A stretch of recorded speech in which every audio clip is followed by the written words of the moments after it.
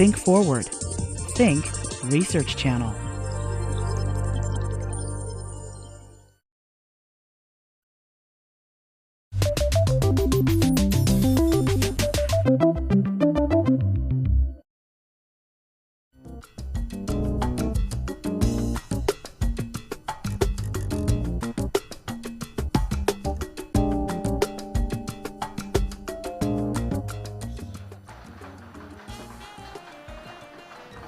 Great Conversations features prominent members of our world-class faculty engaged in compelling conversations with influential thinkers from around the globe. In today's fast-paced world, finding a reliable source of information for understanding complicated issues is a challenge. But audiences come to Great Conversations knowing that they'll hear thought-provoking analysis directly from the people at the center of the most complex and compelling issues of our time.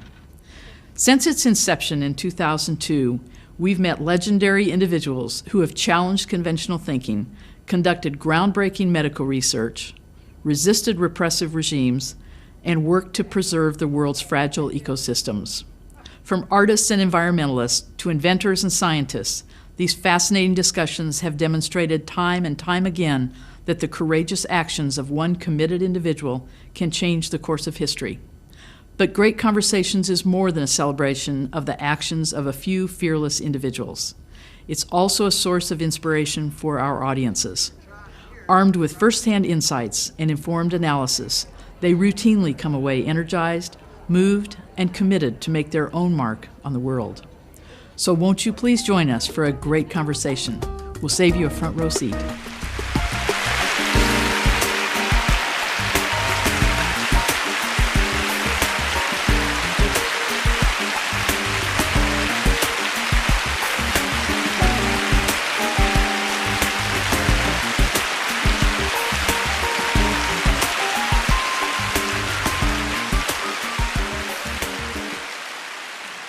"37 years ago, can you believe it?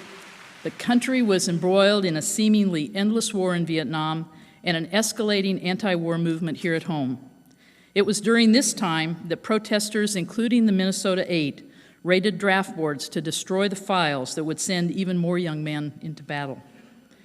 And it was at this time that Daniel Ellsberg made a decision that would change the course of American history.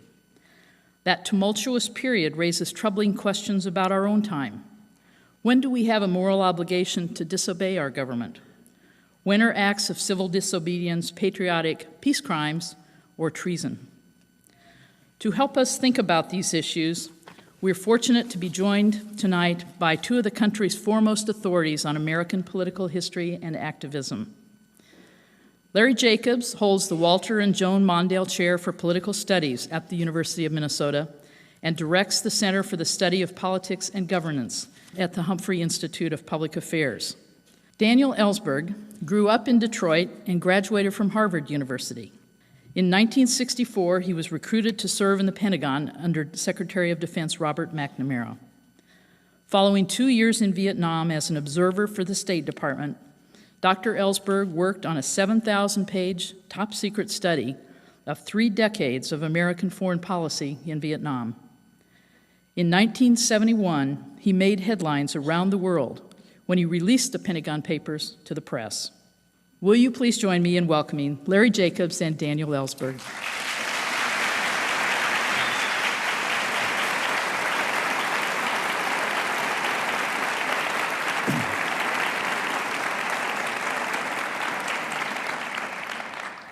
Dan, it's great to have you with us. Thank you so much for coming here and being here and visiting with so many of us. Let's start back 37 years ago, Pentagon Papers. The Pentagon Papers, of course, were commissioned by Robert McNamara, the Secretary of Defense. In 1967, they were a top-secret Defense Department study of the history of how we got into Vietnam from 1945 to 1968. So it stops before Richard Nixon becomes president. 7,000 pages, 47 volumes. You copied probably every page, 4 or 5, a dozen times. And the New York Times starts publishing it first in June 1971. And we've got a reading tonight from one of the Pentagon Papers, and let's have that now. From National Secretary Action Memorandum Number 328, dated April 6, 1965, signed by McGeorge Bundy and addressed to the Secretary of State, the Secretary of Defense, and the Director of Central Intelligence. On Thursday, April 1st, the President made the following decisions with respect to Vietnam. Number 5, the President approved an 18 to 20,000 man increase in U.S. military support forces to fill out existing units and supply needed logistic personnel. Number 6, the President approved the deployment of 2 additional Marine battalions and 1 Marine Air Squadron and associated headquarters and support elements. Number 7, the President approved a change of mission for all Marine battalions deployed to Vietnam to permit their more active use under conditions to be established and approved by the Secretary of Defense in consultation with the Secretary of State. The President desires, with respect to the actions in paragraphs 5 through 7, premature publicity be avoided by all possible precautions. The actions themselves should be taken as rapidly as practicable, but in ways that should minimize all appearance of sudden changes in policy, and official statements on these troop movements will be made only with the direct approval of the Secretary of Defense in consultation with the Secretary of State. The President's desire is that these movements and changes should be understood as being gradual and wholly consistent with existing policy. What do you think? Well, it's a matter of memory. I remember that memo very well. It recorded a decision. I think the date of it was April 6th or something. It was recording a decision. I think it was made on April 1st, April Fool's Day. Not funny, because it really was, in a literal sense, crossing a Rubicon. Listening to that, I realized that not everyone hearing it could realize what is being talked about in terms of a change of mission. Up until that time, the Marines had been described as guarding some Hawk battalions, that is, anti-aircraft missiles, essentially, at Da Nang and elsewhere, against a possible attack by what? There was not the North Vietnamese Air Force, not very likely, but in any case, a defensive mission around that.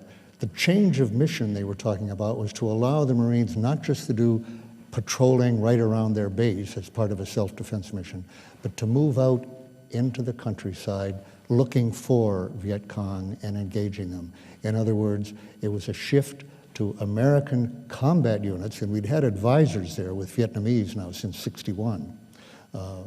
4 years earlier, 3.5 years earlier. But this meant now that we were taking on the combat role. And that was, as many people in the Pentagon and the State Department understood at that point, going to cause U.S. casualties on a larger scale than we'd had up till that time. I think by that, before that, the number of U.S. fatalities would have been measured in tens, dozens, at the most, actually. And now you were going to be engaging in direct combat, which meant that we were going to take casualties in the combat, and it was a point where there was really no return. We were reaching a point of no return on this one, which would almost surely result in our taking over the whole combat mission, as the Joint Chiefs were pretty much advising and recommending at that time, and which McNamara, up till that moment, and a little bit longer, was resisting, and others were resisting.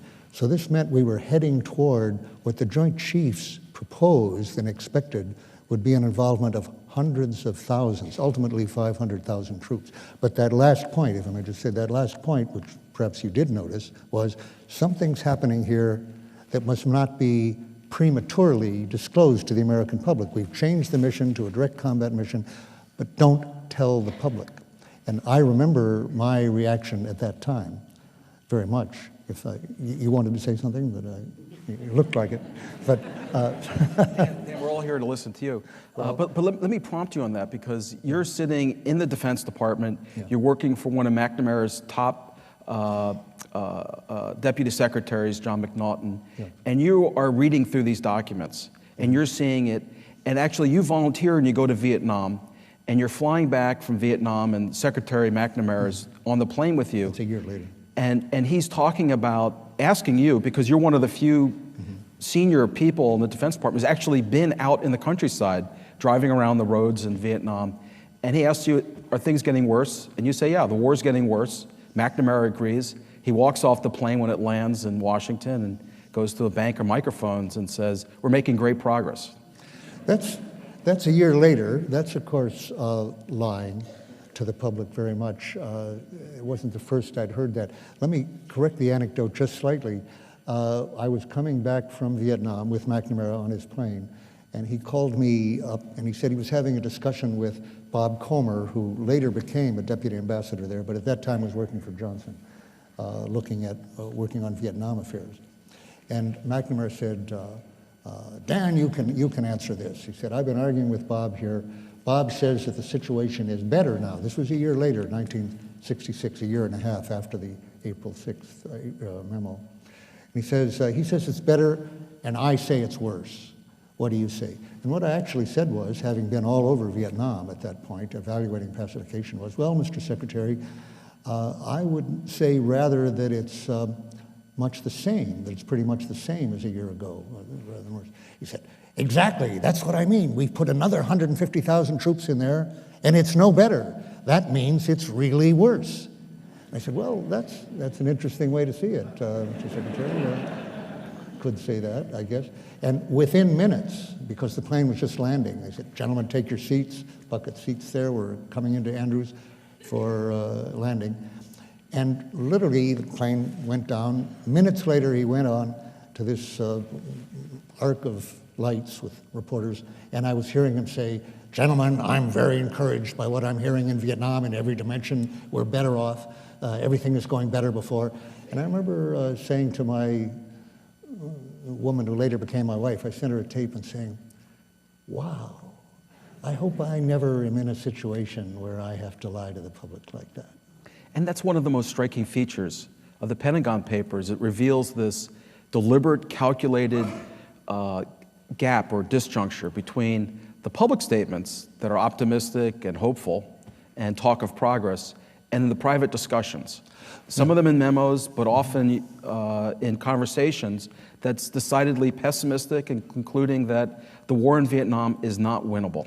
Well, you see, that's, here I was saying wow to myself, listen to this guy lie. But the public didn't learn the truth from me. I just heard it from McNamara, and I just said it to McNamara, the truth as I saw it. We pretty much agreed that there was no chance of progress. The war was thoroughly stalemated. Men were being sent over there now by the 100,000, and there was a lot to go at that point, to no effect, no good effect, killing, being killed, for serving no interest of the United States, totally unjustifiable. I didn't feel any compulsion, however, to tell those reporters different or to tell Congress different. I didn't give the lie to what McNamara was saying. And let's go back to this memo, because in a way, that's a very crucial moment. It wasn't the first lie. The lies about the Tonkin Gulf had been almost a year earlier, and I'd heard those and knew they were lies the very first day I worked in the Pentagon, that we were being lied into a war. But now the bombing had started, and now troops had gone, but at first in a very limited mission, and now the mission was about to expand. So my reaction to McNaughton, who, by the way, my boss, the Assistant Secretary of Defense, was very against our involvement. You can't tell that from anything written in the papers, because the memos that are preserved in the Pentagon Papers give a very false impression of what McNaughton thought. He himself thought we should be out of there, we should not send people there. He was totally against it, even more than I was at that point. And yet, McNamara wanted the involvement. He worked for McNamara. So what he was writing in his memos were talking points for McNamara to give to doubters in the government and to the public and so forth. It was a brief that a lawyer might give, a defense lawyer, in front of a jury. When that memo came out, I said, they're changing the mission. People are going to take casualties. The reporters are sure to notice that the Marines are out on offensive missions at this point. We'll be caught lying, and that's going to be dangerous. That's going to be bad. You can't get away with this. I don't remember what McNaughton said. The fact is, they did get away with it.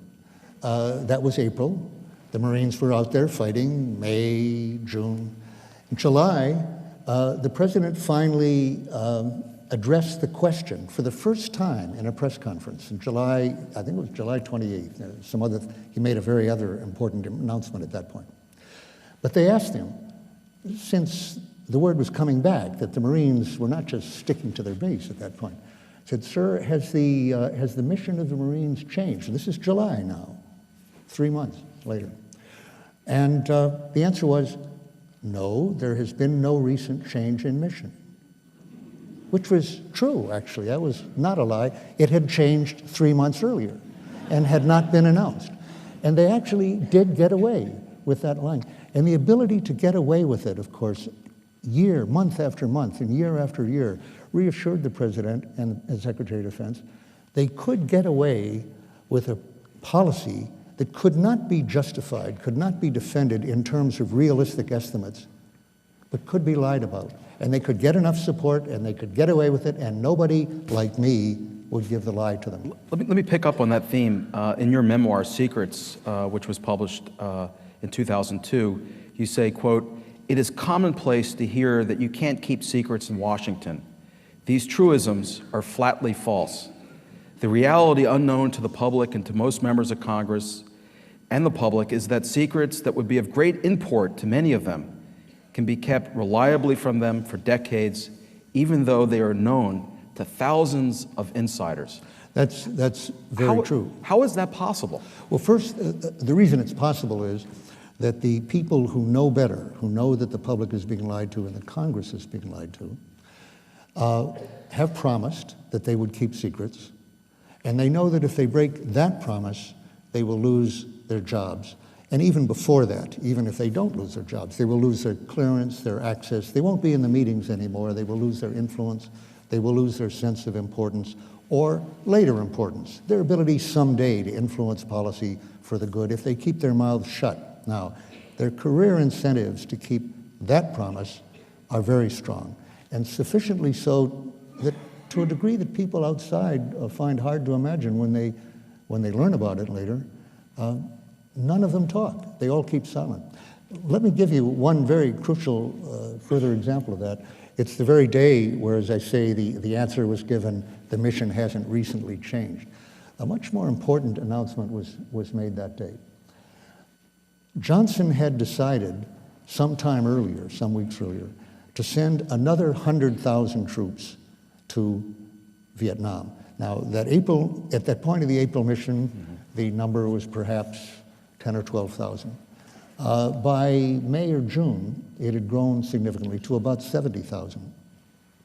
And even so, at the 70,000, even though they were patrolling outside, you could have still kept them to defending the ports, to defending Saigon, to sort of keeping a foothold. It was later called the enclave strategy, the policy.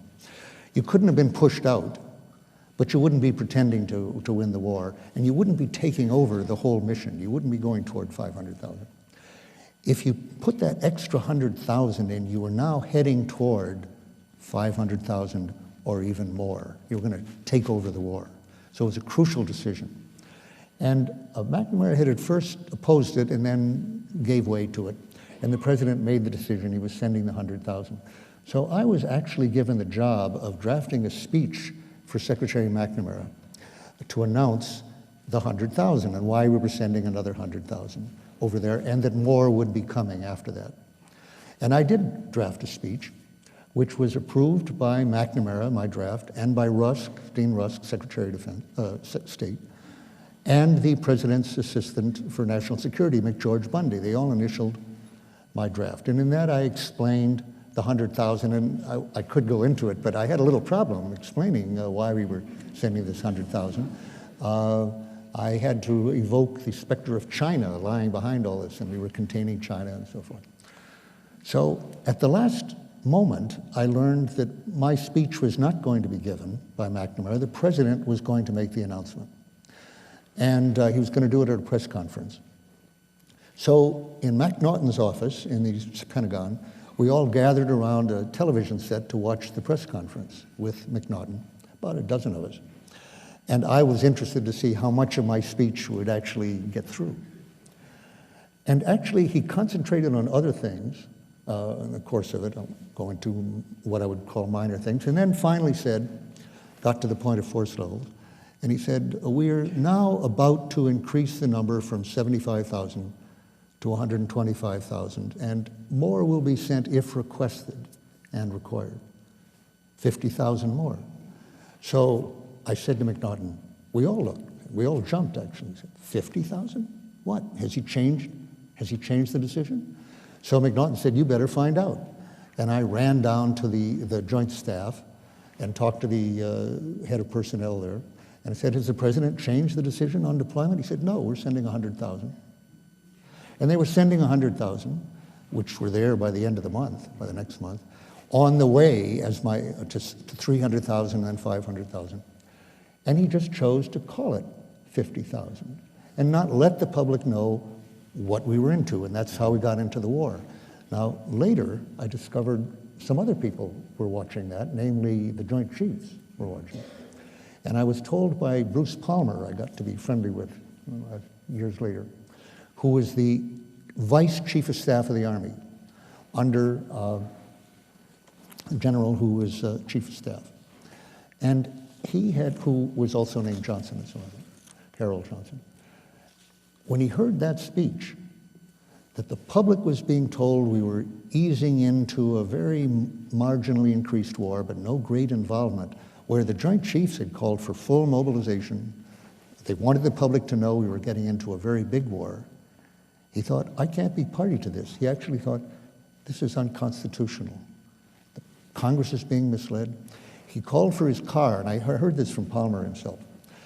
Harold Johnson called for his car to go to the White House. In the car, he unfastened the 4 stars from each of his shoulders, and he held them in his palm. And he was going to go in the White House and hand them to the president and resign, because he felt that our Constitution was and that it was very dangerous to be getting into a big war with the public not realizing what they were getting into. But outside the White House, he asked the driver to wait. He thought it over for a minute, told him to go back, went back to the Pentagon, and later told Palmer, and years later, and told his wife and told others, he was ashamed. He regretted that decision not to resign more than any other decision in the case, that he should have confronted the president. He should have informed Congress, which would have gone along with that, what we were getting into. But really, Johnson didn't do it. I didn't do it at my lower level. No one did it. No one warned Congress or the public what we were getting into. Let's pick up on that theme. You talk about the assurance of invisibility that the president and the senior policymakers count on have. People like us to help him keep his cloak of invisibility. And so there's a kind of lack of unauthorized disclosures. What impact does that have on the policy options and decisions that are made?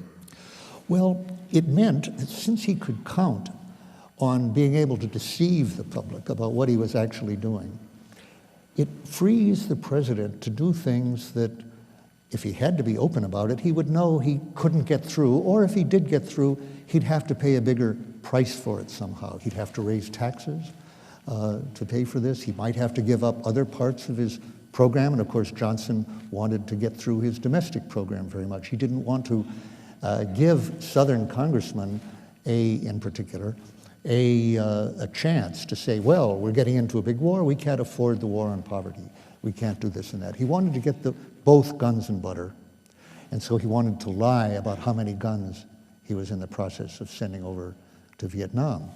But what that means is it frees the president to do what are basically crackpot policies. Would be recognizable to many people in his own administration, people in Congress, people in the public who would say, this isn't justifiable, this is crazy, or it costs too much, it's reckless, it's dangerous, or it's illegal. But if they're not going to know what he's doing, as in the case of the clearly illegal warrantless wiretapping that the National Security Agency has been doing for years, if you can keep it secret, no problem. You don't run into questions of impeachment or conviction or whatever. And torture, keep that secret. Rendition, keep that secret.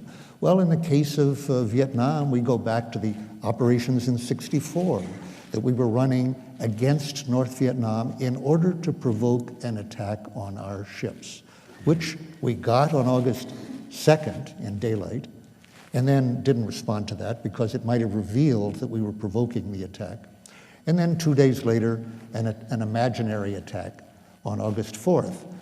No discussion of the fact that we were conducting these secret operations. So Congress votes on the matter totally ignorant of the actual context of this. It's unconstitutional. I was told later by Senator Morse, one of the two senators who voted against the Tonkin Gulf Resolution at the time. When the Pentagon Papers came out in '71, he was now out of Congress. He'd been voted out, after all, partly as a result of his opposition to the war, and earlier. And he told me now in '71, if you, Daniel, if you had given me, Wayne Morse, on the Senate Foreign Relations Committee, the documents that have just come out in the New York Times, documents that were in my safe in '64, if you'd given those to me on the committee then, the Tonkin Gulf Resolution would never have come out of committee. And if they'd bypassed the committee and brought it to a vote, it would never have passed. So he was telling me that if I'd done 7 years earlier, as I could have, truthfully given the lie to what the president was saying, and I knew it was a lie that night when he said an unprovoked attack, unequivocal. I knew it was far from unequivocal. Actually, it hadn't happened, etc. I knew all that. If I'd told them then, maybe the Vietnam War would have been averted altogether. Well, that's a pretty heavy load to bear.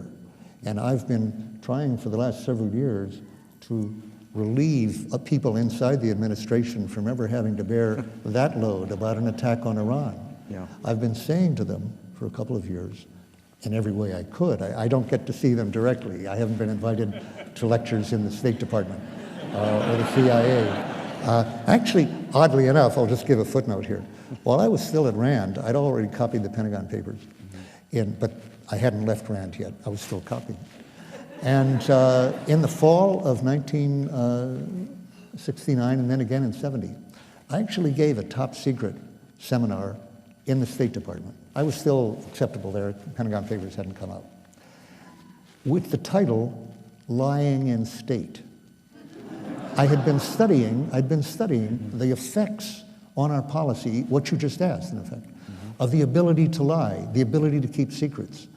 And people were very interested. They were so interested, they all came up with their examples of the costs it had made. The Bay of Pigs, Vietnam, which was clearly a disaster by that time. But they all had examples of how this had gotten us into trouble. I'll just tell you, you're a political scientist, one of my inferences that I was passing on to state. When the president keeps these policies totally secret, even from his own cabinet, as was the case in often cases, and from Congress, from others, others don't know what the policy is, he doesn't get any feedback. You're depriving yourself of people telling you, but wait, that won't work. That costs too much, or it won't work for this reason or that reason. You are flying blind there, in that effect, without really realizing it, that you're not hearing informed criticism at this point because you're not informing people, you're lying to them. And so it works very badly. But go ahead. Let's hear from one of the engineers of the Vietnam War, Secretary of Defense Robert McNamara. Robert McNamara, Secretary of Defense from 1961 through 1968, was one of the key architects of America's war in Vietnam. Though he at first supported escalation of America's involvement in Vietnam, growing doubts about the war led him to resign in 1968. In 1995, 20 years after the end of Vietnam War, McNamara wrote in his book, In Retrospect, The Tragedy and Lessons of Vietnam, quote, "We of the Kennedy and Johnson administrations who participated in the decisions on Vietnam acted accordingly to what we thought were the principles and traditions of this nation. We made our decisions in light of those values, yet we were wrong, terribly wrong." McNamara went on to write, quote, "If we are to learn from our experience in Vietnam, We must first pinpoint our failures. There were 11 major causes for our disaster in Vietnam. Number one, we misjudged then, as we have since, the geopolitical intentions of our adversaries, and we exaggerated the dangers to the United States of their actions. Number two, we viewed the people and leaders of South Vietnam in terms of our own experience. Number three, we underestimated the power of nationalism to motivate a people, in this case, the North Vietnamese and Viet Cong, to fight and die for their beliefs and values, and we continue to do so today in many parts of the world. Number four, our misjudgments of friend and foe alike reflected our profound ignorance of the history, culture, and politics of the people in the area and the personalities and habits of their leaders. Number five, we failed then, as we have since, to recognize the limitations of a modern, high-technology military. Number six, we failed to draw Congress and the American people into a full and frank discussion. Number nine, we did not hold the principle that U.S. military action, other than in response to direct threats to our own security, should be carried out only in conjunction with multinational forces supported fully and not merely cosmetically by international community. Number 11, underlying many of these errors lay our failure to organize the top echelons of the executive branch to deal effectively with the extraordinarily complex range of political and military issues.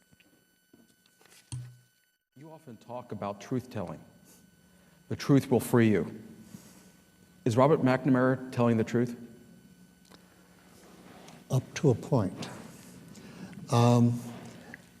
Listening to those, I can see why those quotes struck you, why you felt like quoting, because of course they are eerily timely in the sense that we can see that ignorance like that, stupidities like that, recklessness like that, is with us, now has been with us for the last 6 years in at least some high officials. And with terrible results. And yet, to take that as the full description of the problem or the lessons to be learned, I think is misleading then and misleading now. And I doubt if McNamara, I don't think he's consciously omitting things, but I think he is not permitting himself to remember or to recognize certain aspects of that. First of all, then as now, say, what if the president, if Bush were to say those things now? The word we would not really apply to the entire government, as it suggests. The big secret in the Pentagon Papers of 4,000 pages really is, on the one hand, how much disagreement there is actually, how far from monolithic the opinions are, while they always pretend. The president says, my advisors unanimously recommend, and so forth. And second, how many people in the government could foresee a looming catastrophe, that the country was heading for a train wreck?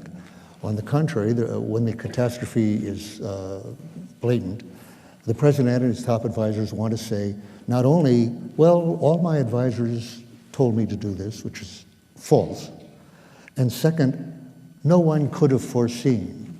Remember, actually, Condoleezza Rice actually said, no one could have foreseen planes flying into buildings, when the president had been warned of that on several occasions. Who could have foreseen that the levees would break in Katrina? You remember that? Mm-hmm. That line, which only lasted a few days. Well, the same thing here. McNamara is implying, in effect, we could not see any of these things. The truth is that Tom Hughes, the head of intelligence in the State Department, which looked good on Iraq too, years later, but also at that time, CIA, also Clark Clifford, advisor to many presidents, going back to Truman, George Ball, number 2 man in the State Department, Hubert Humphrey of Minnesota, the vice president at that time, all used the word catastrophe as what lay ahead, and they used it in the spring of 1965. They were telling the president, So it wasn't a question that none of us could see any of this. It was a question that McNamara and the president overrode and chose to listen to people who really were quite ignorant, like at that time, the Joint Chiefs. Ironically, the Joint Chiefs on Iraq were not optimistic and were not giving that kind of advice, but at that time, they were being very, very unrealistic. But the people who were in the intelligence experts actually did know much better. So the question is not just what we didn't know, but why we, McNamara and the president, chose to override and ignore real warnings that they were being given at that time. Now, one thing we've been talking about all along is what made them able to do it is that then and years later in 1995, McNamara is still able to conceal the fact that we, and now this means him, lied. We didn't just, as I heard there, fail to fully inform Congress. We, the President and Lyndon Johnson, lied to Congress day after day after day, and for years, and totally misled them. A lesson that he could have drawn, two here that he misses here. One, if a policy has to be lied about to make it politically viable, look at it again. Get a second opinion here somehow, or consider that possibly the people who would object to it might not be wrong. But the second point is this, as I listen to that choice. I think a lot of those mistakes were made by McNamara in 64 and 65. His background at the Ford Motor Company and elsewhere had not taught him much about Southeast Asia. But as you quoted later, by 66, he had the picture very well. And I think a year earlier, I think that by the fall of 65, he already knew what he was saying in 66. This is going nowhere. It's going nowhere good. It's going toward... Clark Clifford said in front of McNamara and the president, the three of them, with Jack Valenti taking notes. I was thinking of this the other day when I noticed that the Oscars, that Jack Valenti had just died. And something I wanted to ask Valenti, now I don't have the chance, taking as a note taker, why do you think the president listened to McNamara to put those extra 100,000 troops in that we've been talking about? When Clifford said in front of the three of them, Mr. President, 500, remember we're going now from 75 to 175 and more. Mr. President, 500,000 troops, 50,000 dead. This is not for us. Well, it was for us, but this should not be for us.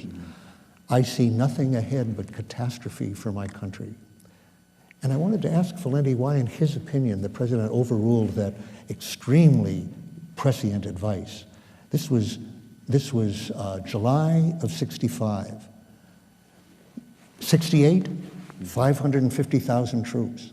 Ultimately, 58,000 dead. He saw that in advance. And he was a very authoritative figure.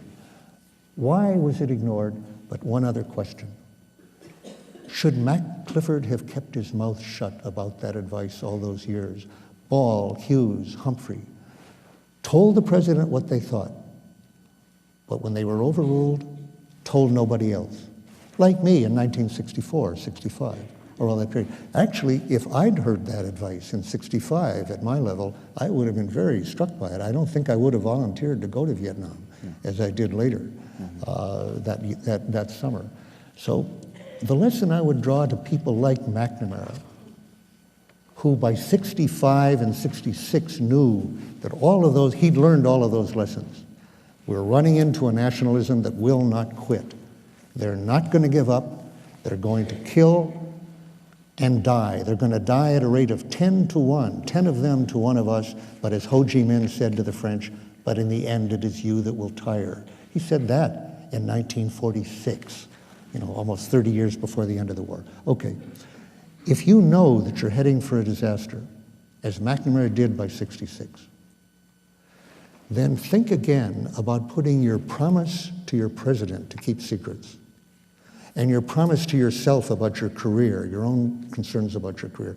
Think again about putting that ahead of your oath to the Constitution. McNamara didn't take an oath to the president, as he acts as if he did, and neither did I. and neither did the soldiers, the officers, neither did Congress.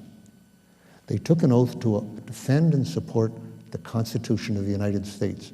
And I and McNamara and Clifford and Ball and all the congressmen who knew better were violating that oath every time after they became aware, and they all became aware, that the Constitution was being flouted, that laws were being violated, and that these crimes were heading into a national disaster.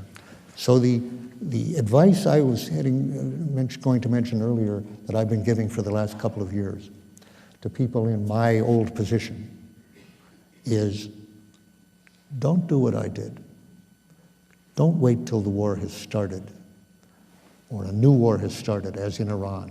Don't wait till the bombs are falling or thousands more have died before you go to the press and to Congress with documents, with your own name, where you can be cross-examined, your credibility can be tested.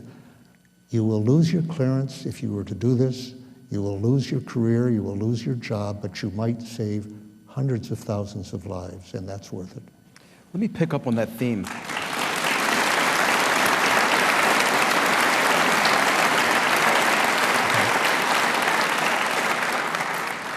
Let me pick up on that theme. You've said that in your memoirs that the overwhelming majority of secrets do not leak to the American public. And yet I want to kind of run through a list over the last few years of some fairly significant leaks. The domestic spying outside of the foreign intelligence surveillance courts have leaked, was run in the New York Times. The black sites, the secret prisons were leaked by the Washington Post. The mining of vast financial interactions has been leaked to the press. The threat of a leak apparently contributed to the recent release of the National Intelligence Estimate with regards to Iran, which showed that the Iranian nuclear weapons effort was suspended in 2003. We've got online outlets like WikiLeaks, which was formed by dissidents out of China, as well as journalists in the United States, Europe, and other countries, and is now a pretty active website. There's been a recent federal court judge who's tried to close it down, and this is the amazing thing about the web. Domains pop up everywhere, providing new terrains. Isn't this evidence that we have a fairly open society in which the major knowable big developments do leak and are constraining policymakers and breaking them out of that assurance of invisibility? No, not enough. Every one of the disclosures you describe was worthwhile, was valuable, was needed to be known by the public, should not have been kept secret any longer. But remember, what you've listed are the ones that have leaked. If you're saying, does this show that they all leak and that we know as much as we need to know? We don't know the ones that haven't leaked. How many more there are?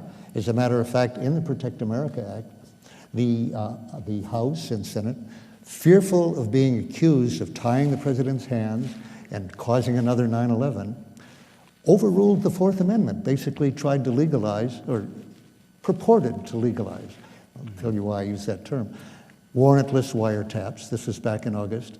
And the issue is still up before conference in the Congress. I say purported because you can't actually amend the Constitution, the Fourth Amendment, by a majority vote in the House. That's what they purported to do. But they still didn't know when they voted that, what they were legalizing. They don't know what the National Security Agency is doing. The administration has flatly refused to testify, even in secret, to Congress about what these programs are, except one, which they may have been very misleading about, but most they don't know. The Congress has been acting like President Ford when he pardoned Nixon for whatever crimes he may have committed, without knowing. The only crimes Ford knew of were the ones that had been leaked by Dean and others. He didn't know what else he'd done. This is not democracy. This is not a constitutional democracy. When I say that it's not adequate, think in these terms. The New York Times got a Pulitzer Prize, deservedly, for revealing the National Security Agency, some aspect of the national security, not the details, but the fact that there was warrantless wiretapping going on. But they had sat on that for a year, for a year. They had actually had the information in October of 2004, a month before a very close election, in which quite a few voters might have been influenced to learn, if they'd learned, what the Times could have told them, that the president had been blatantly violating the law for 3 years at that point. Now, it was good for the people to tell the Times that, but how about that next year when the Times was not revealing it? Couldn't they have brought it to the attention of Congress at some point during that point? And even to this day, they have not given us the documents. They have not, by the way, they've not revealed the names of any of the perhaps millions of people being listened to. Now, without those names, no one, the courts have ruled, has standing to challenge criminally. The cases have been thrown out because no one knows for sure they've been wiretapped. How many people in the government could tell some of those people that? Tell this congressperson and that journalist, you're, by the way, among the people who've been listened to. They could do that, and we could get the cases into court, and we could find out whether we do have, whether we're East Germany now, whether we have a Stasi that wants to know everything, as in the movie The Lives of Others, and does know everything. I'm afraid that probably is the case now. But they're not working to reverse that, and without that, without leaks, more leaks of this kind, unauthorized disclosures, which, as I've said, are the lifeblood of a republic. If you live on authorized disclosures by handout, as in East Germany, you don't have a free press. You don't have a democracy. You can't hold people accountable. Tom Mann and Norm Ornstein wrote a book called The Broken Branch about 2 years ago that talked about the breakdown in legislative process and due order in terms of the way in which the legislative branch has operated. Their analysis and some of the things I've been looking at shows a much more active legislative branch in terms of at least legislative hearings. Let's stay tuned on that. But let me bring in another voice in this debate about the leaking and whether it amounts to much or, as you suggest, not very much. Oh, I don't say not very much. It's very good. I'm very happy that we've had what we've had. I'm just saying it's not enough. Not enough. The White House and others have warned that leaks about U.S. intelligence in secret prisons abroad undermine American security. After one leak, the White House's press spokesperson said, quote, "We know the terrorists pay attention to our strategy to fight them, and now have another piece of the puzzle of how we are fighting them. We also know they adapt their methods, which increases the challenge to our intelligence and law enforcement officials." The conservative publication, The National Review, was more pointed in criticizing the leaks as, quote, "undermining our ability to win the war on terror and violating the legal obligation of government officials to maintain secrecy." Do you worry that you talk about revealing wrongly withheld facts and information? Do you worry that some leaks could harm national security? I'm sure that some leaks have harmed national security. When the White House leaked the name of Valerie Plame Wilson, they closed down a whole branch of covert operations which were in fact serving the national interest by tracking proliferation in the Middle East, including Turkey and Pakistan and Israel in general. And by doing so, definitely hurt our national interest. That was a price the White House was willing to pay for domestic political purposes. I could give other examples like that. When Senator Shelby, who had been promoting an Official Secrets Act, was found by the FBI to have been the source of the revelation that we were overhearing al-Qaeda communications at that point. He said that apparently just to show that he was in the know and so forth. That was obviously stupid. I don't believe he was in the pay of al-Qaeda or anything. When Condi Rice said, again confirmed a report that we had a mole in al-Qaeda following their communications. These were secrets that should not have been leaked. I do say it's stupidity rather than malevolence or anything, and domestic political advantage. That was wrong. Obviously, there are secrets that should be kept. So there are risks. But the risks on the other side, this is so often discussed as was that the National Review? As if all the risks had to do with leaks that should not have been made. I've been saying already, far more unauthorized disclosure should take place than has taken place.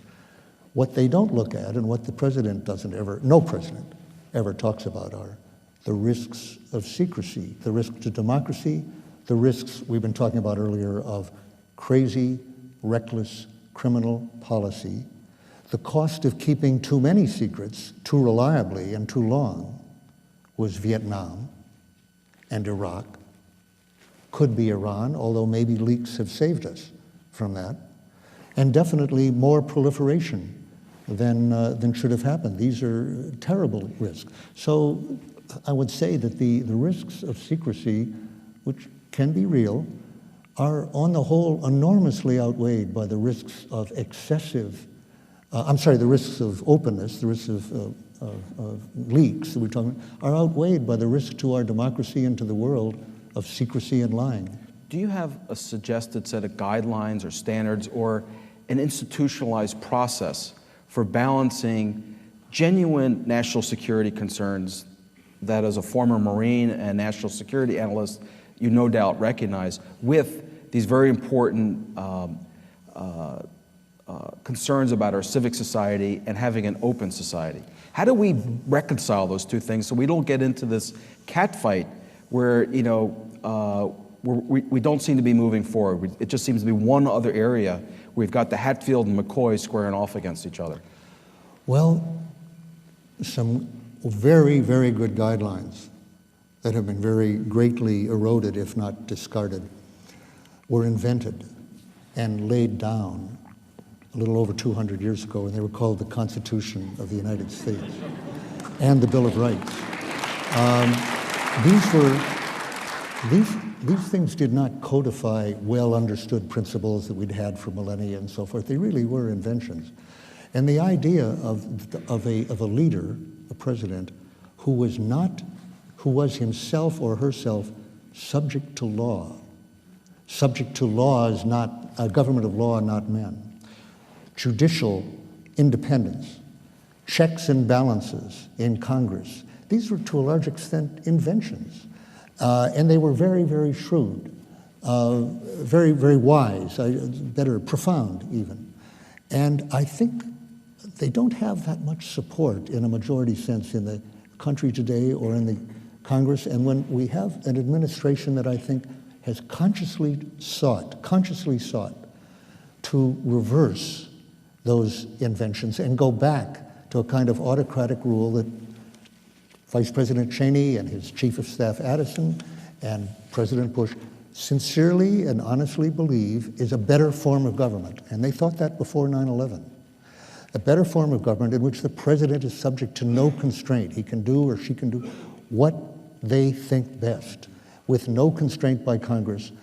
That is, I think, profoundly wrong. And we need to get back to these guidelines which say congressional real oversight. That you can't have an attorney general saying, I just won't tell you. Or you can't have people saying, I won't appear to Congress when they're called. And you don't have the court, in effect, being ignored in their policies on detention and other matters. Or Congress passing laws. There shall be no judicial review of detention. Reversing, by the way, that doesn't get back to George III. That goes back to John I. That's the suspension of habeas corpus in the Military Commissions Act, which, to their shame, Congress, including some Democrats, actually consented to. That was a reversal of civil guidelines, let's say, about limits on executive power that go back 700 years in that particular case, and others that go back 300 years. So I'm saying that really, when it comes to following a course that is both, make it really easy, except that it isn't pursued very much, When you in the government, whether you're a Secretary of Defense or State, or a relative underling like me, understand that the country is the Constitution, which gives, this is a terrific invention, gives the power of war and peace to the legislature. Article 1, Section 8, practically overridden in the last 50 years, I'm afraid, but it would be very important to get back to that idea. When you know that's being flouted, when you know they're being lied to, when the laws and the Constitution are being flouted, as in the torture, the warrantless wiretapping, the shining statements, then you should be prepared to take another kind of risk, a real risk to your own career, to your own marriage, perhaps, to your freedom, and consider either both saving lives and being willing to risk prison, as the Minnesota 8 did. And by the way, one of them said to me today, Bill Tilton, former vice president of the student body here, spent 20 months in prison for doing what he should have done, saving lives of Minnesotans who were otherwise being drafted to a wrongful, hopeless war. And when he told me, he said, Dan, he said, what you should be telling people, and it's just making more concrete, he said, take it from somebody who's been to prison. And fortunately, because of Nixon's crimes, I didn't pay the price that Nixon had in mind for me, which was a 115-year sentence in prison. So my charges were dismissed. His should have been, and Frank Kroenke and Turchik and Theriault and all the others, Beneke. From somebody who's been to prison, the message you should put out is, you can survive that. It's worth it. It was worth doing it. It will be worth doing it now. And I know that's true.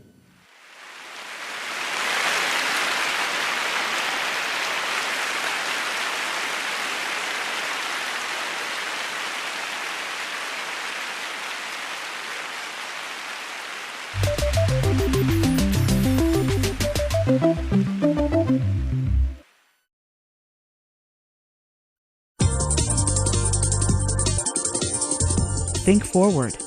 Think Research Channel.